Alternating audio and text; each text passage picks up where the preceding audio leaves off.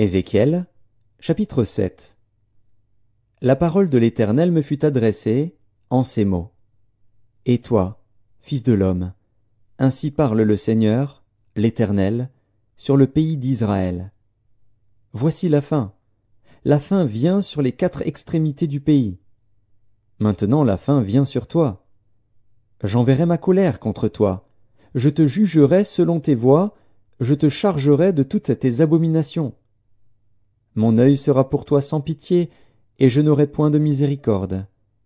Mais je te chargerai de tes voies, et tes abominations seront au milieu de toi. Et vous saurez que je suis l'Éternel.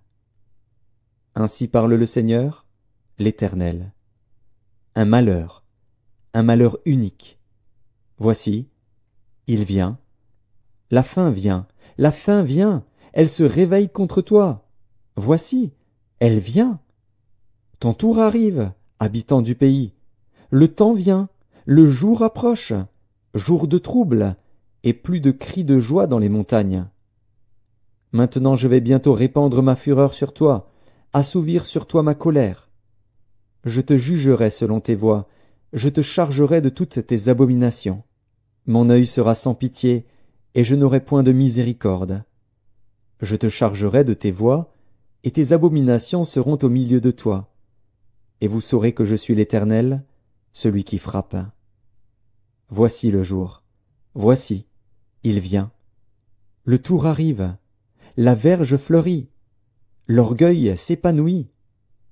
La violence s'élève pour servir de verge à la méchanceté. Plus rien d'eux, de leur foule bruyante, de leur multitude. On ne se lamente pas sur eux. Le temps vient, le jour approche. Que l'acheteur ne se réjouisse pas, que le vendeur ne s'afflige pas, car la colère éclate contre toute leur multitude. Non, le vendeur ne recouvrera pas ce qu'il a vendu, fût-il encore parmi les vivants, car la prophétie contre toute leur multitude ne sera pas révoquée, et à cause de son iniquité nul ne conservera sa vie. On sonne de la trompette, tout est prêt, mais personne ne marche au combat. Car ma fureur éclate contre toute leur multitude. L'épée au dehors, la peste et la famine au dedans.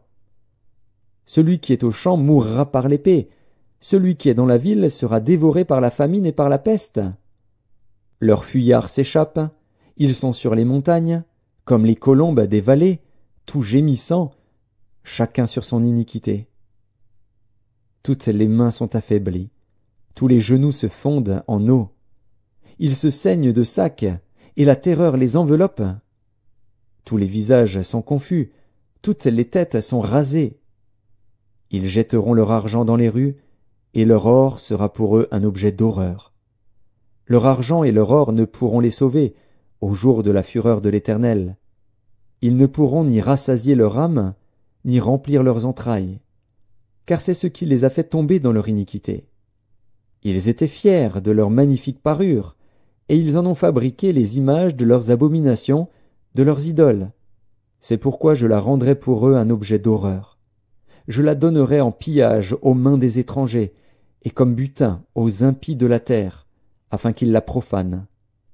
Je détournerai d'eux ma face, et l'on souillera mon sanctuaire. Des furieux y pénétreront, et le profaneront. Prépare les chaînes, car le pays est rempli de meurtres, la ville est pleine de violence. Je ferai venir les plus méchants des peuples, pour qu'ils s'emparent de leurs maisons. Je mettrai fin à l'orgueil des puissants, et leurs sanctuaires seront profanés. La ruine vient.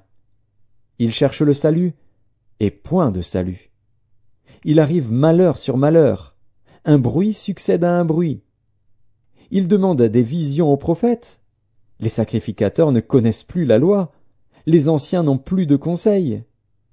Le roi se désole, le prince s'épouvante, les mains du peuple du pays sont tremblantes. Je les traiterai selon leurs voies, je les jugerai comme ils le méritent, et ils sauront que je suis l'Éternel.